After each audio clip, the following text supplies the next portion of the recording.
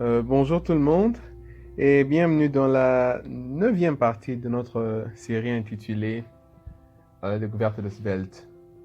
Et dans cette partie, nous allons parler des listes. Et pour le faire, nous allons créer une nouvelle composante qui sera beaucoup plus intéressante que la boîte que nous avons ici.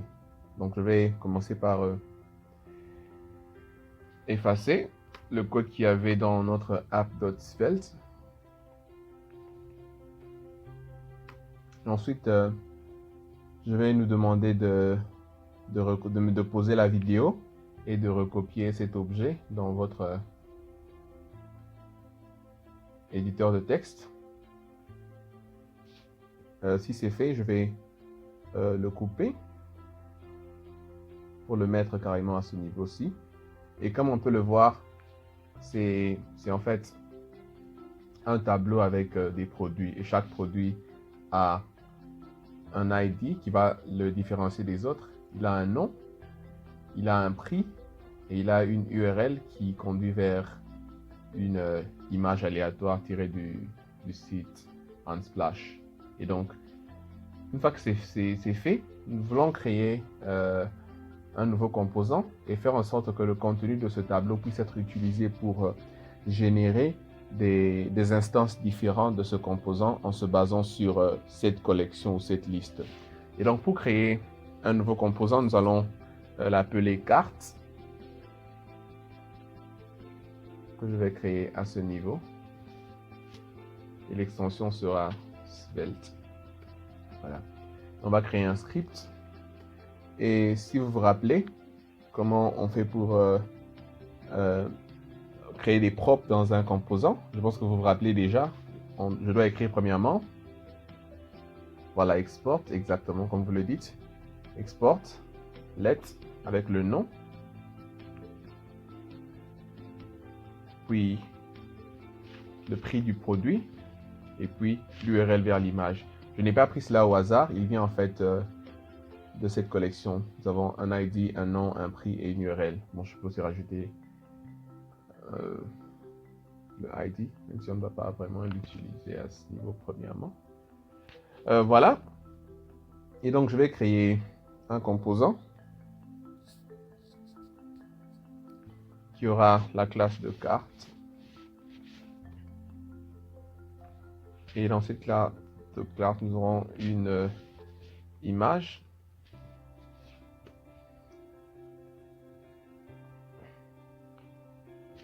Le lien vers l'image, vers l'URL de l'image sera passé comme propre. Et le nom alternatif de l'image, carrément, URL, il n'y a pas de problème. Ensuite, nous aurons besoin du nom, dont la valeur sera prise aussi du propre. Et enfin, j'aurai un prix qui sera juste ici. Et pour mettre le signe de dollar juste avant le prix, je vais le mettre carrément à ce niveau-ci. Voilà. Et donc, je vais rapidement écrire un peu de style pour notre carte.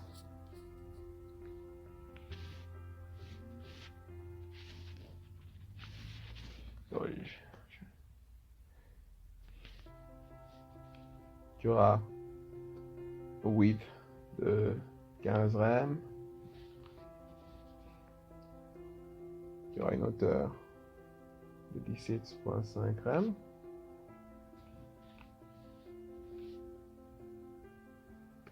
Et ce margin, ça sera pour séparer les cartes les unes des autres. Et on va lui donner une rondeur, border radius de 5 rem. Et pour que les éléments ne dépassent pas, après que je donne la rondeur à la boîte, je vais mettre un overflow hidden. Et le display sera un inline block pour faire en sorte que les boîtes qui vont apparaître puissent apparaître les unes à côté des autres et non pas les unes au-dessus des autres. Et pour le box shadow, je vais carrément prendre celui qu'on avait utilisé pour notre boîte à ce niveau parce que je ne peux pas retaper tout à la main. Donc voilà le box shadow. Vous pouvez recopier. Et pour l'image à l'intérieur de la carte,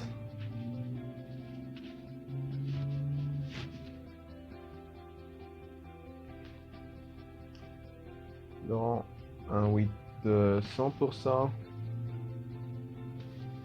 une hauteur qui prendra 75% du bloc par 1. Et pour que l'image ne soit pas tordue, je vais mettre un object fit cover. Et voilà. Ensuite, le nom dans la carte ainsi que le prix auront le même style. Ce n'est pas un cours de CSS, voilà pourquoi je passe rapidement sur le style pour qu'on puisse retourner rapidement à Svelte. Et donc je leur donne un padding en haut et en bas de 25 rem, à gauche et à droite de 1 rem. Donc voilà, je pense que nous avons créé le composant parfaitement bien. Et donc, nous allons utiliser une instruction Svelte qui va nous permettre d'utiliser ces composants, ces éléments qui sont dans ce tableau pour créer des composants que je vais d'abord importer avec la syntaxe import carte from carte.svelte. Voilà. Et pour le faire, c'est très simple. On va utiliser la commande svelte each pour dire each produit as produit. Vous allez remarquer ici que produit ici représente la collection entière et produit ici représente un élément de la collection. Cela veut dire que la collection produit sera itérée et chaque produit à son tour sera prise et sa valeur sera utilisée pour créer un nouveau composant.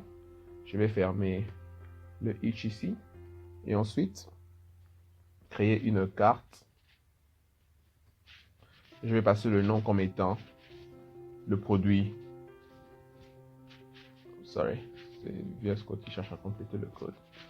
Donc non.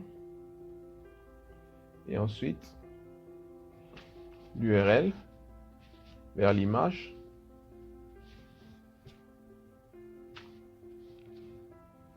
Et pour terminer, pour le prix,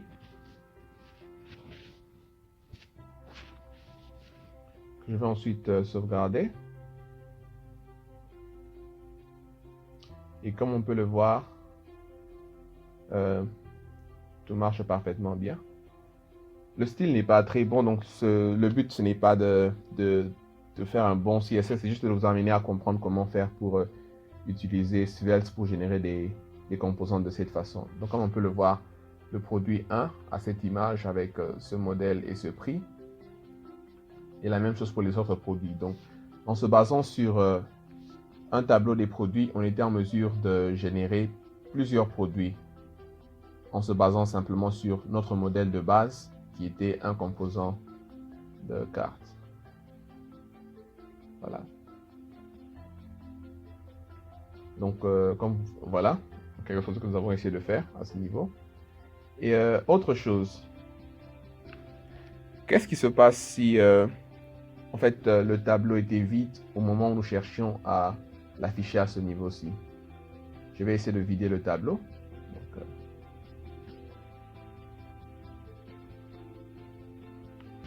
complètement vide. Et comme on peut le voir, il n'y a rien qui apparaît à l'écran. En fait, pour checker si le tableau est vide, en dehors de, juste en dessous de la carte ici, je vais mettre un else pour dire s'il y a le tableau produit avec un S à la fin est vide, affichez simplement aucun produit. Comme on peut le voir, effectivement, c'est dit ici qu'il n'y a aucun produit et tout est vide. Et si je remettais le contenu, je vais appuyer CTRL Z pour annuler. Si je remettais le contenu et que je sauvegardais, et je vais replacer le LCC, aucun produit. Et à la sauvegarde, vous pouvez bien le voir que le contenu apparaît correctement. Et une toute dernière chose, c'est que ces éléments qui apparaissent dans le DOM peuvent avoir besoin pour une raison ou d'une autre d'être supprimés ou d'être modifiés. Et pour cela, ils doivent être identifiés les uns des autres. Ils doivent avoir une valeur, une clé unique qui va les différencier des autres. On appelle cela en Svelte un key, qui est simplement l'équivalent français de clé. Il faudrait simplement rajouter pour différencier chacun de ces éléments. Pour le faire, c'est très simple. Dans cette ligne, nous avons défini, nous avons itéré le tableau produit. Juste à la fin, entre parenthèses, nous devons passer une valeur qui va changer à chaque itération. Et la valeur qui changera à chaque itération ici pour nous, est bel et bien le ID du produit qui changera à chaque itération. Et après sauvegarde,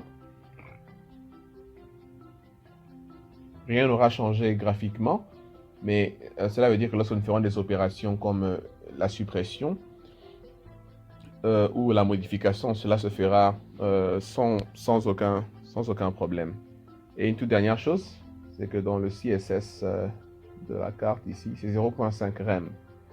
Voilà. La séparation est beaucoup mieux. Bon, voilà. Cette partie, c'était la 9e partie de notre série intitulée à la découverte de Svelte, que je vous invite à suivre intégralement en suivant le lien de la playlist qui sera incluse dans la description de la vidéo. Merci beaucoup d'avoir suivi et à la prochaine.